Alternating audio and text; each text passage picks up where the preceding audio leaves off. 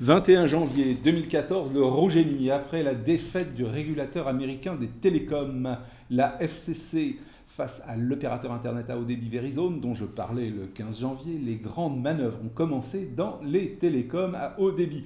Tout Paris a pu admirer la campagne de publicité de SFR, filiale de Vivendi, pour son offre RAID, placée sous le signe de YouTube à plein tube. Cette campagne est programmée, c'est un hasard, depuis la révélation que la FCC, donc le régulateur, n'était pas invincible. Un lacanien débutant remarquera aussitôt avec malice que RAID signifie rouge, bien sûr, mais aussi laisse entendre qu'un RAID boursier, celui-là, serait en préparation, hypothèse vérifiée, bingo. Vivendi va vendre sa filiale SFR au groupe Numéricable, c'est-à-dire à Altice, la holding de Patrice Drahi, qui possède 99% du câble en France. Altice a consenti un effort pour consolider ses positions avant son introduction en bourse le 31 janvier 2014. Les 12 milliards payés pour SFR serviront à Vivendi pour se recentrer dans les médias et leur diffusion. Dès novembre, le conseil de surveillance de Vivendi avait approuvé la vente de SFR en normant Arnaud de Puyfontaine à la tête du pôle média comprenant Canal+, Universal Music Group, etc.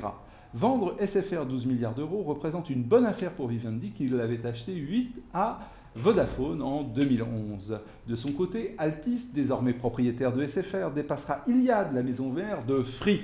En effet, les 5,2 millions d'abonnés à haut débit de SFR additionnés aux 1,7 million de clients de Numéricable, soit un total de 6,9 millions, placeront Altice devant Free et ses 5,6 pauvres millions de clients. Le directeur général d'Altis déclare en outre qu'il examine toutes les opportunités en France, au Portugal, en Belgique, au Luxembourg pour consolider son groupe, tandis que le milliardaire Malone et Vodafone se renforcent les uns les autres en multipliant leurs offres triple play à coups de milliards en s'offrant le néerlandais Ziggo.